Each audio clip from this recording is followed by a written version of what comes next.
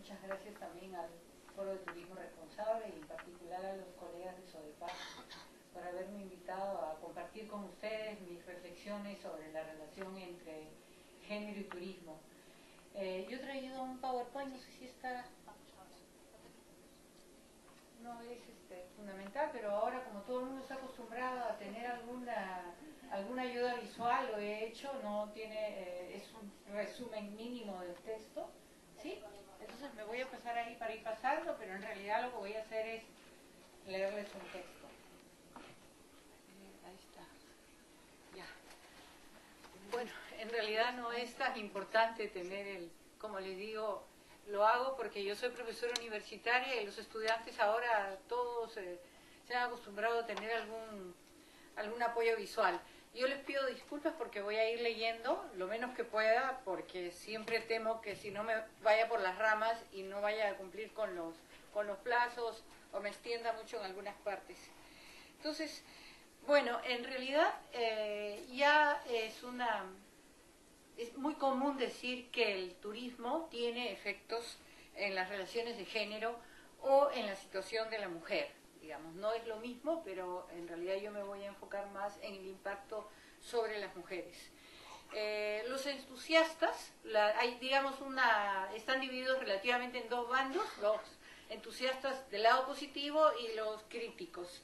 Y los positivos dicen que el turismo les abre oportunidades de empleo, eso les puede traer autonomía financiera, les abre oportunidades a las mujeres, obviamente, de establecer contactos con el mundo exterior. Y estos tres factores, las posibilidades de empleo, las posibilidades de salir de la casa y la de abrir contactos fuera y tener autonomía, va a producir efectos que permiten modificar los patrones de género, ¿no? En realidad, como en toda la historia del turismo, los que estén más o menos familiarizados saben que hubo un periodo de más o menos de 20, 30 años de entusiasmo. Yo vengo de un país del tercer mundo, en que muchos países del tercer mundo, el mío no está entre ellos, pero muchos países del Asia, por ejemplo, invirtieron mucho en crear infraestructura porque se pensaba que el turismo trae desarrollo. Y luego, pero también luego, más o menos a partir de los 70, 80, comenzaron una serie de voces críticas hablando sobre sus efectos negativos. En la cultura, la comercialización de la cultura, lo que se llama bastardización de la cultura, expresiones culturales que se vuelven repeticiones sintéticas para turistas, en las economías locales y especialmente en las pequeñas comunidades rurales, ¿no? Entonces se comenzó a denunciar que tiene una serie de efectos desintegradores. No me voy a extender en eso, pero la perspectiva de género se ubica dentro de esta línea crítica a los efectos del turismo. Según señalan, no basta con asumir que la apertura de nuevas oportunidades laborales o de ingresos monetarios, porque a veces es trabajo informal o pequeños negocios, mejorará la situación de las mujeres. Para que sea efectivo, dice, la perspectiva de género sería necesario que contribuya a revertir el ordenamiento que adjudica a los varones el control de los recursos o de la mayor parte de los recursos y de las decisiones y coloca a las mujeres en posiciones subalternas, que es más o menos lo que critica la perspectiva de género, que muestra que es una relación de poder en que las mujeres están en posición subordinada. De lo contrario, argumenta la crítica de género, cualquier iniciativa, o la mayoría de ellas, tenderá a reproducir las formas tradicionales de pensar y de poder, y puede incluso exacerbar las formas más extremas de explotación de género, como el caso del turismo sexual, ¿no? También lo voy a tocar ahora. Asimismo, la crítica de género acusa a la industria turística, ¿no?, de vehicular, ¿no es cierto?, imágenes de las mujeres, es otra de las críticas que se le hace, todo el marketing utilizando la imagen de las mujeres que las colocan como objeto para el consumo de los viajeros. Esta situación de uso de la imagen femenina se exacerbaría en el caso de las poblaciones étnica o racialmente marcadas como no occidentales, que son los países además que más envían turistas. Por lo tanto, sostienen es preciso identificar los diversos mecanismos socioculturales que sostienen las inequidades de género, las étnicas y las raciales, para revertirlas. En suma, no basta con decir va a llegar el empleo y va a cambiar la situación, sino hay que atacar la raíz de la inequidad, que es la postura clásica de la crítica de género. En las últimas décadas, sin embargo, esta crítica se ha renovado, ¿no? Porque se las acusaba de producir polaridades, ¿no? Los hombres malos, las mujeres buenas, ¿no? Y trata de ver cómo y de generalizar la posición de las llamadas feministas occidentales de clase media. Entonces, proponen que el análisis de las relaciones de género debe ser más contextual, dar cuenta de las diferencias entre países y entre situaciones. Ahora, lo que voy a hacer entonces en este trabajo es revisar la relación entre la perspectiva de género y el turismo a la luz de las contribuciones de la crítica de género.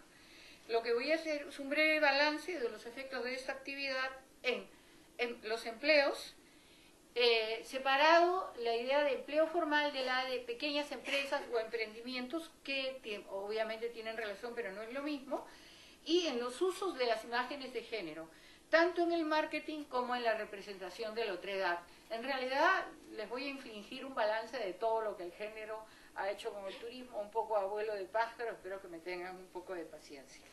Mis preguntas son: ¿en qué medida el turismo tiene potencial para contribuir a la mejora de las condiciones de vida de las mujeres?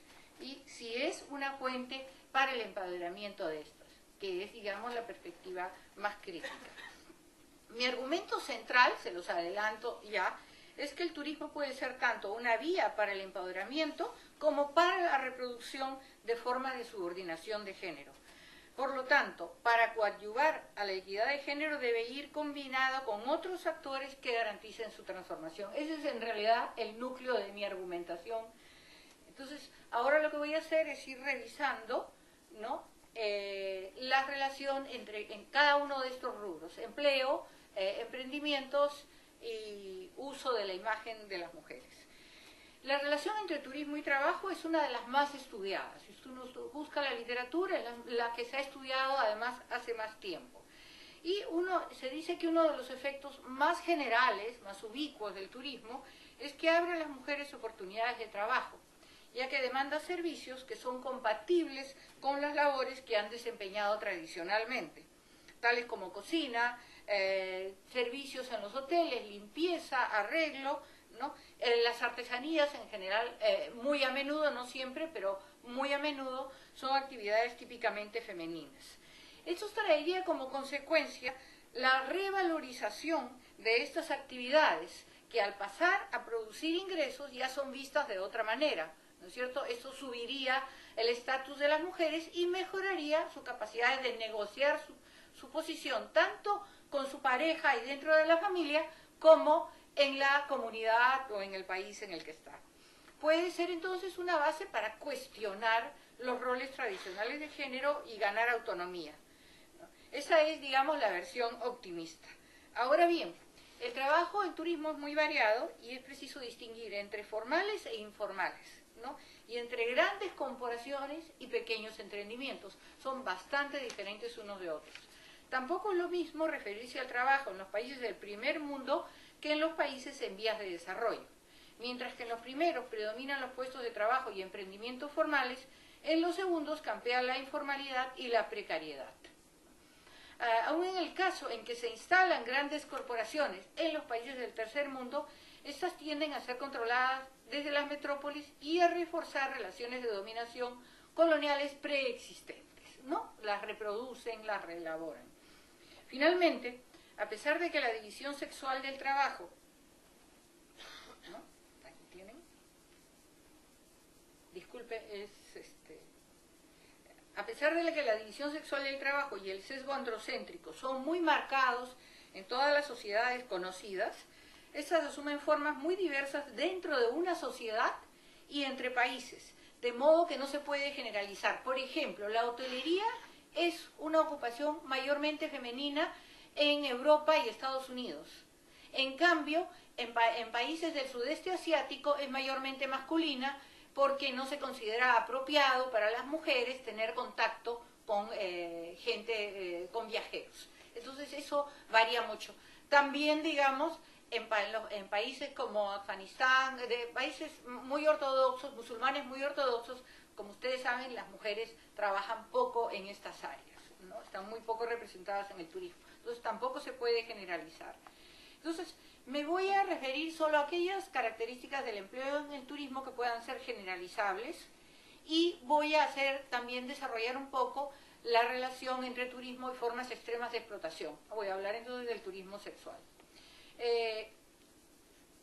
De acuerdo con los datos disponibles, entre 1988 y el 97 se dio un notable aumento en la participación de las mujeres en la industria del turismo a nivel global.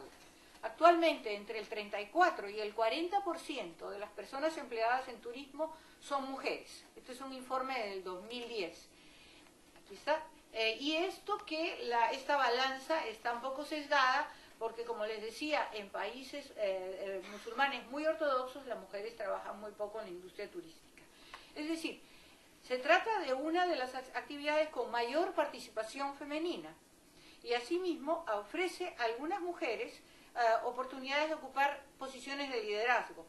Por ejemplo, el 23% de las asociaciones de turismo en el 2003 eran dirigidas por mujeres y el 21% de los países del mundo había tenido una ministra mujer, mientras que solo era el 17% de ministros en otros sectores. O sea, están más representadas las mujeres. No obstante, solo una de cada 5 CEOs, o sea, grandes gerentes generales de transnacionales turísticas son mujeres. Ahora bien, a pesar de la alta participación femenina, la calidad del empleo turístico no es mejor que en el resto de la economía. Cuando mucho es igual. O sea, nada sacamos las mujeres con ser mayoría, ¿no? Encontramos una significativa segregación horizontal y vertical por género. Horizontalmente, las mujeres y los hombres se distribuyen en ocupaciones diferentes. Las mujeres son camareras, criadas en limpieza, personal de ventas en las agencias de viaje, azafatas, etc. Los hombres son empleados como cantineros, jardineros, obreros de construcción, conductores, pilotos.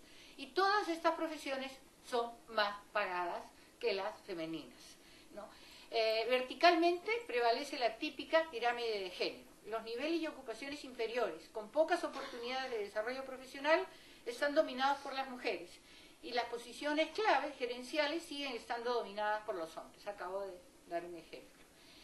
Entonces, hay numerosos factores, ¿no?, interligados, ¿no? Aquí está, más o menos las mujeres ganan entre 10 y 15%, o sea, nada nuevo bajo el sol. Entonces, la cantidad de mujeres que trabajan en el sector turístico no cambia para nada, digamos, la configuración del sector, es igual a cualquier otro.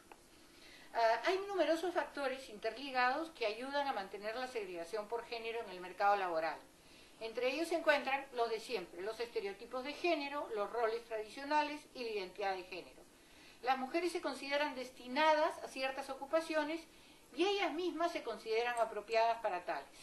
En consecuencia, se les ofrece también empleos menos calificados. ¿Por qué? Ya el trabajo doméstico no se considera trabajo. Entonces, en los empleos que se les ofrece no califican como tales y por lo tanto se les pagan menos. Además, los roles tradicionales de género les asignan las principales responsabilidades en la crianza de niños, el cuidado de los mayores y el trabajo hogareño. Por ello, sucede lo que sucede en todos los trabajos. Toman trabajos de medio tiempo, ¿no es cierto?, y temporales, y por supuesto menos pagados y con menos derechos. Eso también es una característica del empleo femenino. Por ejemplo, en el Perú, el 78% de la población ocupada en restaurante y es femenina. Este sector presenta salarios menores y horarios de trabajo superiores a las 40 horas, ¿no? Y por supuesto son estacionales, ¿no? Las toman en la temporada alta, las desemplean en la temporada baja. Finalmente, el hecho de ingresar al mercado laboral no las libera de las cargas domésticas. En realidad, la propia división sexual del trabajo que asigna a las mujeres la atención y el cuidado de sus hogares y familias, las somete a una sobreexplotación, ¿no es cierto? Entonces, la famosa doble jornada, que ha sido tan, digamos, difundida y... ya me olvidé la palabra. Por otro lado, La manera en que estos trabajos están organizados refuerza el control masculino de estas ocupaciones, ¿no? Por ejemplo, la administración hotelera requiere de largas horas de trabajo y de flexibilidad para mudarse de un lugar a otro. Y entonces las mujeres, como no tienen esa flexibilidad porque necesitan regresar a sus casas a atender a la familia y porque no se pueden mover de un lado a otro, no se las contrata en los puestos de gerencia en los hoteles. Finalmente, diversas investigaciones indican que las mujeres con diplomas tienen menos oportunidades de conseguir empleos que sus contrapartes masculinas. Y el hecho de que tengan más calificaciones no se reflejan en mejores oportunidades de carrera para ellas. Eso también hace que ellos tengan menos incentivos para continuar su formación. En suma, para los críticos de género, lejos de ser una vía de oportunidades, el turismo puede ser una carga extra para las mujeres al mantener una estructura patriarcal que extrapola roles y estereotipos del espacio doméstico hacia el productivo. Mantiene la segregación ocupacional y conduce a las mujeres hacia puestos de baja calidad. Ahora bien, esta situación no es estática, ¿no? En los países desarrollados, donde la expansión de la participación de las mujeres en la educación universitaria ha subido las expectativas laborales para algunas mujeres, la carrera de turismo se ha convertido en una ruta para adquirir calificaciones académicas y acceder a posiciones intermedias algo más calificadas, como guías de turismo, por ejemplo. Las graduadas universitarias también a menudo abren sus propias agencias, ¿no? E ingresan a puestos gerenciales. Similarmente, a pesar de que la segmentación por géneros es más marcada en los países del tercer mundo, es innegable que el turismo es una de las actividades que más oportunidades de empleo abre a las mujeres y que ello puede ser una vía para acceder a posiciones de prestigio o para contribuir al sustento familiar, abriendo la posibilidad de renegociar su posición dentro de la familia. De hecho, se ha encontrado que es esta intersección entre ingresos y control de los arreglos domésticos donde se han tenido mayores logros. O sea, que la mujer tenga ingresos sí abre, en algunos casos, las oportunidades de renegociar el control de los recursos o de las decisiones. Concluyendo, a pesar de sus limitaciones, el turismo puede abrir a las mujeres oportunidades para generar ingresos, mejorar sus calificaciones y obtener reconocimiento, tanto en la esfera pública como en la doméstica. Ello puede ser una ruta para establecer relaciones más igualitarias y afirmar su independencia, y para ir ganando espacios. Puede, pero en general tiene que ir combinado con otros factores, ¿no es cierto? Políticas públicas, mayores derechos, mayores niveles de educación. Sola, por sí sola, tiende más bien a reproducir situaciones tradicionales. Ahora quería darle un espacio al turismo sexual, ¿no?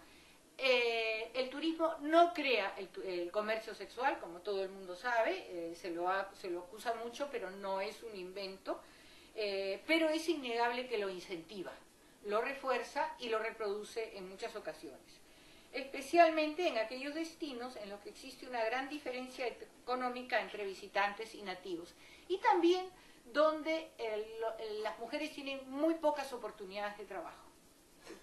Migran, por ejemplo, y se encuentran con mercados donde casi no pueden hacer, es muy segmentado por género. Este es uno de los pocos mercados que les quedan.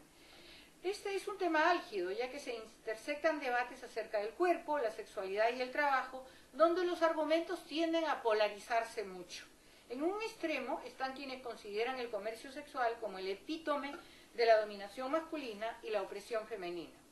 Señalan también que las conexiones entre la economía global y el trabajo sexual son parte de una economía política del sexo internacional, en la que los viajes en avión, las relaciones de poder entre norte y sur, y entre el capital y el trabajo, el hombre y la mujer, se expresan en este fenómeno, ¿no? Y en toda esta proliferación de servicios para el ocio, ¿no? Que va de los países ricos hacia los servidores. El caso de las mujeres asiáticas, perdón, miren, yo no le estoy haciendo, les quería llegar aquí en la foto de un fotógrafo que también es antropólogo. Esto es República Dominicana, una de las llamadas jineteras, ¿no?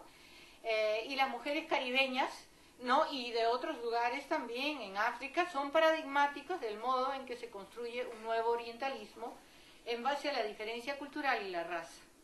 Las imágenes de estos destinos y de sus mujeres se articulan con una visión colonial, expresando así los privilegios del poder, ¿no? Las mujeres son cuerpos disponibles. Del lado de la oferta, o sea, de las mujeres o de las redes, que también jóvenes, hombres también, está ampliamente documentado que en contextos de pobreza las mujeres recurren a ese trabajo ante la falta de oportunidades de empleo y también porque la paga es relativamente más alta, es en dólares o en euros, en monedas duras, ¿no? O también porque están dentro de redes de trata manejadas por varones, ¿no? En el caso extremo están quienes señalan que el comercio sexual, en el otro extremo, disculpen, están quienes señalan que esta visión del comercio sexual perpetúa una imagen de las mujeres como víctimas, ¿no es cierto?, pasivas, ¿no?, y el llamado victimismo, ¿no? Según argumentan, quienes ejercen el comercio sexual a menudo eligen esta opción porque es la mejor salida dentro de sus circunstancias, ¿no? En esa compleja problemática se combinan el consentimiento y la elección, ¿no? Dado que las mujeres viven ya en contextos fuertemente patriarcales o en situaciones de carencia, ellas eligen las mejores opciones disponibles para mejorar sus vidas o satisfacer sus necesidades y las de sus familias. Esa es la otra posición, la que pone el énfasis en la agencia. Es un hecho que las mujeres a través de la relación sexual mercantilizada pueden acumular bienes y mejorar su posición en sus comunidades a pesar de sus limitaciones y constreñimientos. Eso no quita que en todo lugar el comercio sexual está estigmatizado, ¿no? Y así ganen mucho dinero, siempre queda el estigma. Pero, por ejemplo, estudios hechos en Tailandia muestran que, por ejemplo, el estatus de una mujer no deriva de su condición de madre, pero también de otros factores, como su conducta, el dinero que tenga, la experiencia y también los recursos que traiga para su familia. Entonces, si ella consigue mantener bien a su familia, educar bien a sus hijos y tener un buen estatus económico, no es que no tenga un estigma, pero también tiene otras partes, digamos, de lo que son logros. En un estudio sobre el tema se encontró que el 80%, entre 50 prostitutas entrevistadas, habían comprado casas para sus parientes y apoyaban a sus hijos con sus ganancias. Ello era una fuente de respetabilidad dentro de sus comunidades. Lo que trata de mostrar es una imagen menos polarizada, más matizada, más del punto de vista de las personas que lo hacen. Cabe pensar que la prostitución ligada al turismo sexual no deja de ser paradójica. Por una parte, la prostitución empodera a las mujeres, pues éstas consiguen ciertas libertades, tener voz, generar recursos y tomar decisiones, y por otra, refleja relaciones de dominación y explotación hasta límites intolerables. No voy a tocar el caso del comercio sexual infantil porque ya lloraríamos todos, digamos. Entonces, finalmente, ¿no?, la estructura del turismo sexual varía también de acuerdo con cambios en las circunstancias materiales y en el clima político. Grupos feministas en los lugares de origen y destino del turismo han coordinado iniciativas contra la trata. Estas campañas internacionales pueden afectar el emplazamiento y las condiciones de trabajo, sobre todo cuando van acompañadas por políticas públicas, es decir, darle más garantías a las mujeres que trabajan en el comercio sexual. Esto es importante, mayor seguridad, menos persecución. Sin embargo, en la ausencia de cambios materiales significativos en los países que proveen la fuerza de trabajo, por ejemplo, Tailandia ha mejorado sus condiciones generales, la economía tailandesa ha mejorado y entonces se ha podido introducir ciertas mejoras en el comercio sexual. En cambio, por ejemplo, en Cuba, ¿no?, donde la situación económica es muy dura, el turismo sexual no parece estar decreciendo, ¿no? Haciendo un balance de la relación, finalmente ya dejando el caso del turismo, ¿no?, entre empleo y turismo, el turismo sí parece influir en las relaciones de género. Tiene el potencial de transformar la vida de las mujeres, les abre espacios más amplios que el ámbito doméstico y puede contribuir a su autonomía financiera. Todo eso es un sí, siempre en condicional. Sin embargo, por sí solo, no trae cambios fundamentales en las definiciones de género y en la estructuración del trabajo. De hecho, frecuentemente refuerza ordenamientos y divisiones preexistentes. Por tanto, si bien provee de un escenario donde hay espacio para el cambio, es dudoso que contribuya a la equidad de género debido a la naturaleza misma de los trabajos que ofrece, que son continuaciones del trabajo doméstico y traen una carga, digamos. Ahora, quiero tratar el caso, ¿no?, de las pequeñas empresas turísticas. Se ha considerado, digamos, que la pequeña empresa turística, no la gran corporación, puede ofrecer a las mujeres oportunidades e incluso también a las comunidades rurales o a las familias campesinas, ¿no? Se consideran como especialmente apropiados para incorporarlas porque normalmente se basan en la familia y eso permite, ¿no?, o en la casa, o es una extensión de actividades que ellas ya realizaban. Dentro de este marco, entonces, la actividad turística es muy apropiada, por lo que les acabo de decir. Pueden entonces vender artesanías, producir alimentos que venden a los turistas, o también crear hosterías, recibir huéspedes dentro de la casa. En algunos casos también hacer representaciones, está muy de moda, representaciones del folclore local. Esto es muy marcado en los países del tercer mundo, donde predominan las empresas informales y el empleo autogenerado. No les he puesto esa cifra aquí, pero poco antes de venir se publicó en un periódico de circulación nacional. El ministro de Turismo del Perú decía que el 70% de los emprendimientos turísticos en el Perú son informales. Eso quiere decir micro y con alto porcentaje de mujeres trabajando. El principal beneficio de las mujeres que participan en emprendimientos turísticos es el reconocimiento de sí mismas y su labor, su actuación como personas independientes, capaces de tomar sus propias decisiones en sus negocios, así como la capacidad de negociar estas decisiones con sus parejas y sus familias. Un segundo elemento es que ellas pueden, la capacidad de generar ingresos, ¿no?, y de hacerlos crecer.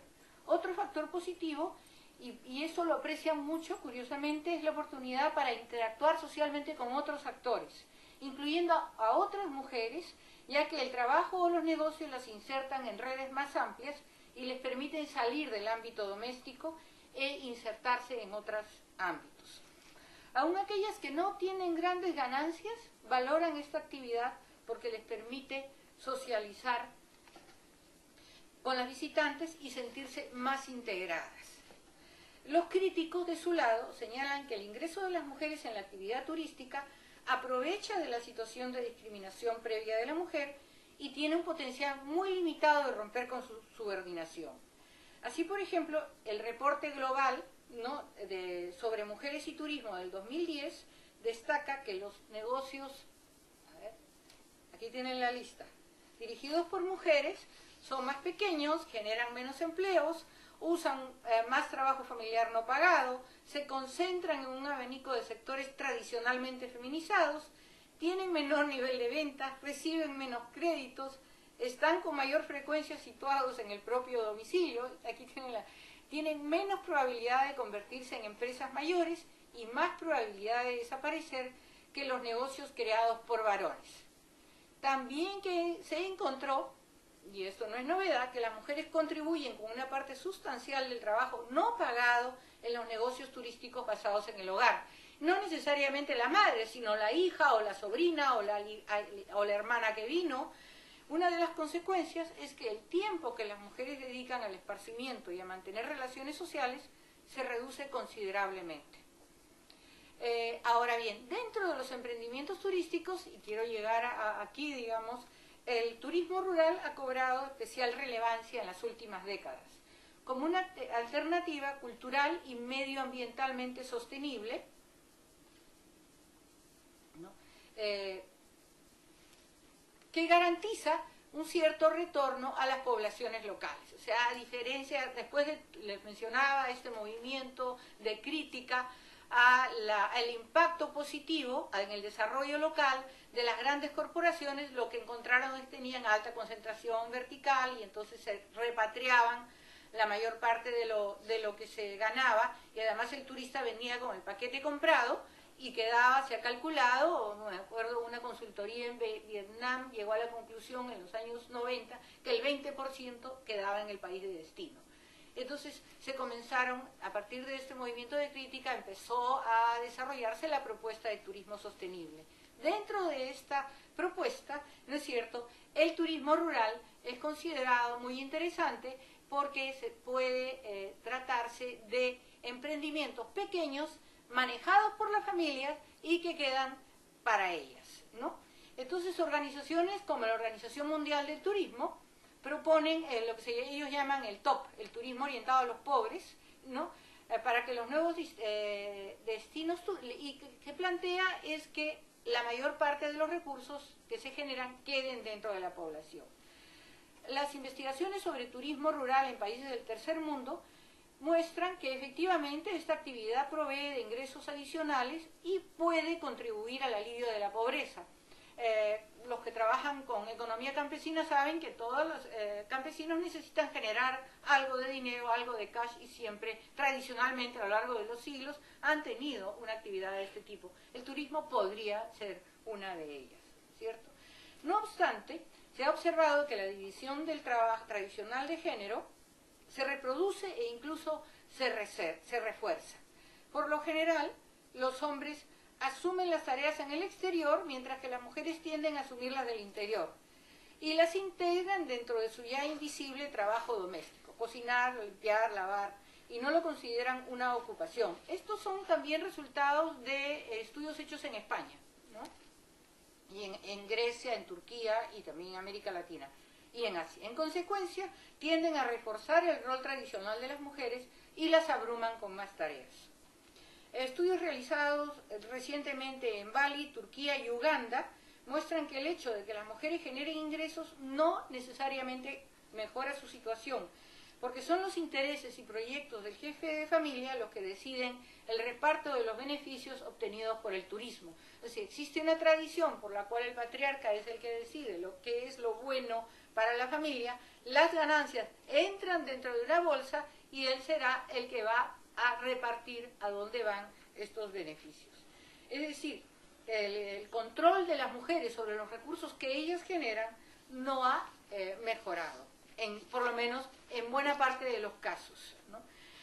Una iniciativa muy interesante, más nueva, que busca ir más allá de la propuesta del turismo orientado a los pobres, es la llamada turismo rural comunitario, ¿no?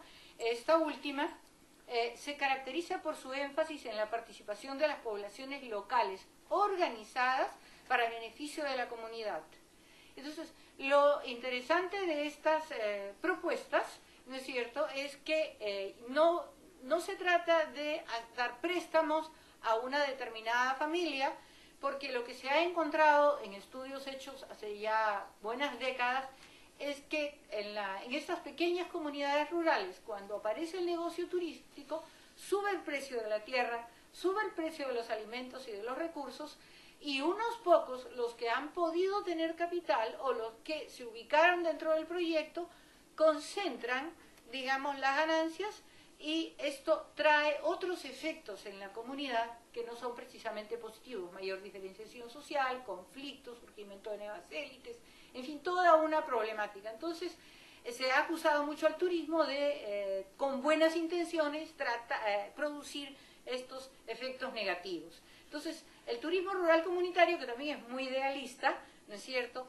propone trabajar con las comunidades. En general, esto es posible solamente, en mi opinión por lo menos, allí donde ya existe una estructura comunitaria previa.